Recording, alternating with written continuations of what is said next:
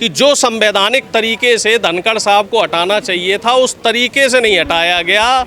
उनसे खाली कागज़ पे इस्तीफ़ा ले लिया गया और उनका इस्तीफ़ा स्वीकार कर दिया गया। और उसके बाद जैसे कॉरपोरेट कल्चर में होता है कि अगले दिन दफ्तर में मत घुसने दो। लेकिन आप देखिए इस्तीफ़ा साजिशन बीजेपी ने जो लिया है वो किसका इस्तीफ़ा लिया कि एक जो जाट समाज से आते हैं नेता हैं, और बीजेपी की नीति यही रहती है। बीजेपी की कथनी और करनी में अंतर रहा है। नहीं, हम इस्तीफ़ा मांगते रहे, बिल्कुल इस्तीफ़ा मांगते रहे, लेकिन जिस तरीके से उनका इस्तीफ़ा हुआ हमें उस तरीके पे आपत्ति है। इस्तीफ़ा होता बाद में उनकी फेयरवेल भी होनी चाहिए थी। और जो कारण दिए गए हैं कि स्वास्थ्य कारणों से इस्तीफ़ा हुआ है, जो कारण दिए गए हैं कि कारण स्वास्थ्य कारणों से जो इस्तीफ़ा हुआ है, तो वो अपने आप में एक संशय का विषय है। भाई दावत हमें नहीं चाहिए, कम से कम जो बुजुर्ग आदमी थे उनको तो दावत मिल जाती, उनको तो ससम्मान विदा किया जाता। और ये एक संसद की नहीं पूरे देश में परंपरा है। देखिए ऐसा है, वो एक अलग प्रश्न है। देखिए जब सत्ता पक्ष हमारी आवाज़ दबाएगा तो हम उसके लिए मुखर होकर सरकार से सवाल करेंगे, लेकिन जिस तरीके से उनकी आवाज़ दबा दी गई है तो वो अपने आप में एक बहुत बड़ा सवालिया निशान लेके आ रहा है कि बीजेपी नहीं, प्यार नहीं आ रहा, हमें किसी से प्यार नहीं आ रहा।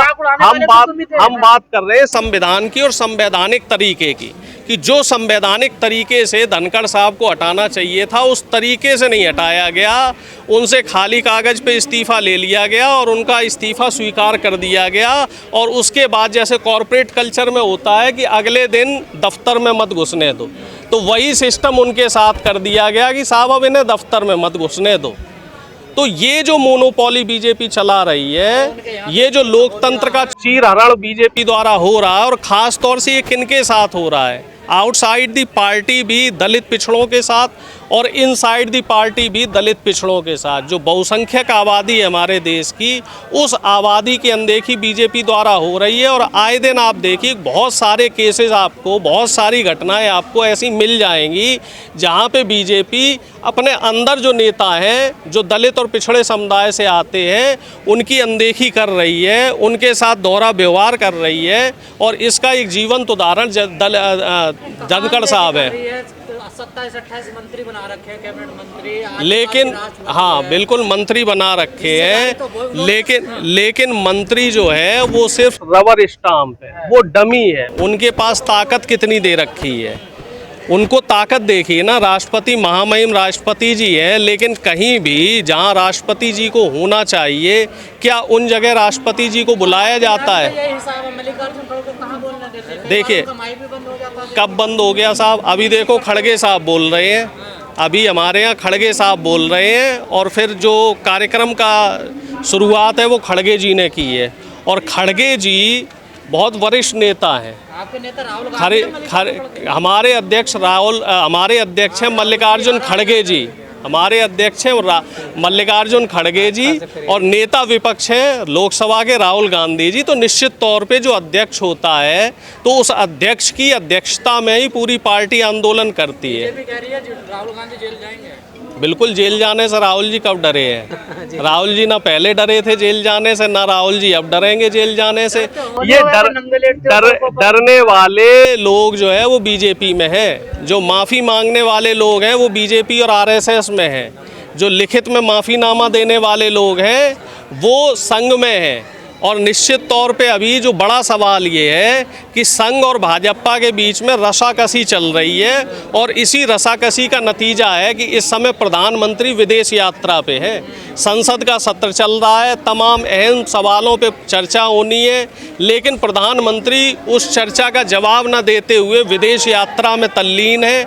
और यहाँ पर जो मंत्री हैं, जब उद्घाटन करने की बात आती है तो उद्घाटन मंत्री लोग करते हैं, और जब सवालों का जवाब देने की बात आती है तो सवालों के जवाब उन मंत्रियों से लिए जाते हैं। प्रधानमंत्री जी अभी तक अपनी जवाबदेही तय नहीं कर पाए हैं, तो ये अपने आप में एक बड़ा सवाल है। क्या वजह इतना बड़ा ओबीसी का सम्मेलन पहली बार हो रहा कांग्रेस में? तो इस बात से भी आप लोगों को तकलीफ है, देर आए दुरुस्त आए।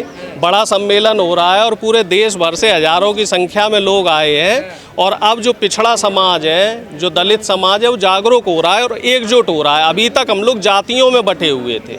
जो बीजेपी जातियों में बांटने का काम कर रही थी, उस स्ट्रेटजी से नुकसान हो रहा था। जो पिछड़ा समाज है, पिछड़ों पे भरोसा है जो अपना उसका देखिए, जो इस देश का बहुसंख्यक आबादी है, जिसको अब तक जो मौलिक अधिकार मिलने चाहिए थे नहीं मिले हैं। जैसे हम बात करें सुप्रीम कोर्ट की, तो सुप्रीम कोर्ट में अभी भी हमारे उतने जज नहीं है जो होने चाहिए, या फिर हम कह सकते हैं ना के बराबर हैं। जो मीडिया है, मीडिया के जो मालिक हैं, तमाम जो मीडिया है उसके मालिक अभी दलित पिछड़े नहीं हैं। तो जब तक मीडिया के मालिक दलित पिछड़े नहीं बनेंगे तब तक ये संघर्ष चलेगा। जो जुडिशरी है, ब्यूरोक्रेसी है और ख़ास तौर से जो निजी संस्थान है, क्योंकि इस देश में सिर्फ 5% नौकरियां सरकारी हैं और 95% नौकरियां प्राइवेट हैं, और उन प्राइवेट नौकरियों में भी अभी दलित पिछड़ों को अधिकार दिलवाना है।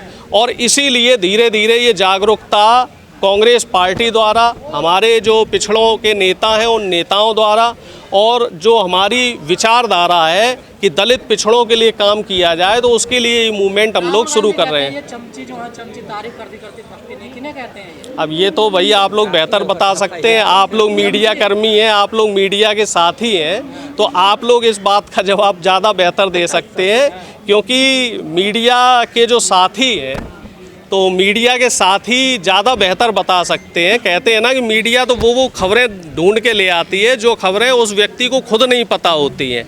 तो ये लोग आप बेहतर बता पाएंगे कि राहुल जी ने किसकी तरफ इशारा किया था। बड़ा बवाल चल रहा है, चुनाव का बायकॉट की भी बात हो रही है। देखिए, बिहार में निश्चित तौर पे लोकतंत्र की हत्या की जा रही है इतने कम समय में, जिस तरीके से। अब देखिए, कितने दुर्भाग्य की बात है कि लोगों को बताना पड़ेगा कि हम यहाँ के वोटर हैं या नहीं। सरकार ने अपने जिम्मेदारी से पल्ला झाड़ लिया। सरकार कुछ नहीं बताएगी कि आपको सिद्ध करना है, अब लोगों को सिद्ध करना, हमें बताना पड़ेगा कि हम वोटर हैं या नहीं है। और एक गरीब आदमी के लिए बहुत मुश्किल काम है कि वो तमाम जो प्रमाण पत्र है वो इकट्ठे कर पाए, तमाम दस्तावेज इकट्ठे कर पाए।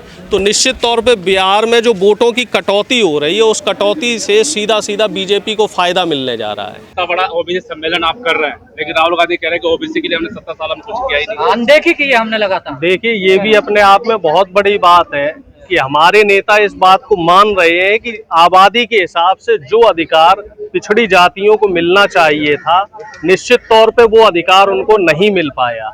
लेकिन अब जो राहुल जी ने मुहिम चलाई है जातीय जनगणना को लेकर, और जितनी जिसकी संख्या है उतनी उसकी हिस्सेदारी को लेकर, और उसी मुहिम के तहत आज यहाँ दिल्ली में इतना बड़ा प्रोग्राम हो रहा है जहाँ हज़ारों की संख्या में पूरे देश भर से लोग आए हैं। और ये लोग ऐसे नहीं कि कहीं खर्चे दे के बुलाए गए, ये लोग अपने खर्चे पे आए हैं।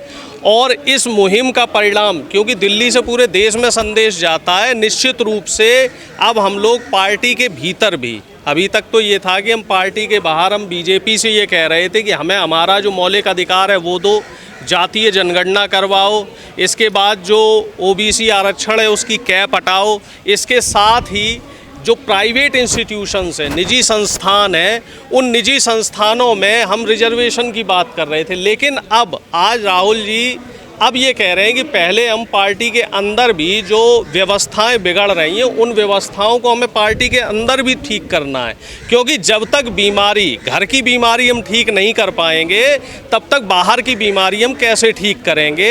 और इसमें जो एक अभी राज्यसभा में आपने देखा होगा 2-3 दिन से कुछ हलचल चल रही है। राज्यसभा के जो सभापति थे धनखड़ जी, उनका जो इस्तीफ़ा हुआ है, तो वो कहीं ना कहीं एक उथल पुथल मचा रहा है कि एक पिछड़ी जाति का जो उपसभापति था, हालांकि वो विपक्ष की आवाज़ दबाते रहे हैं, विपक्ष को उन्होंने कभी बोलने का मौका नहीं दिया,